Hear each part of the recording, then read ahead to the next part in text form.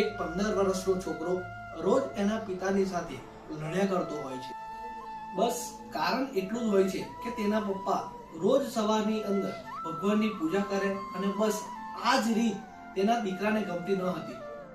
તેનો દીકરો તેના પિતાજીને રોજ એમ જ કહે છે કે ભગવાન જેવું કંઈ હોતું જ નથી. રોજ તેના પિતા તેને સમજાવ્યા કરે છે, પરંતુ દીકરો એવો હોય છે કે સમજતો જ નથી.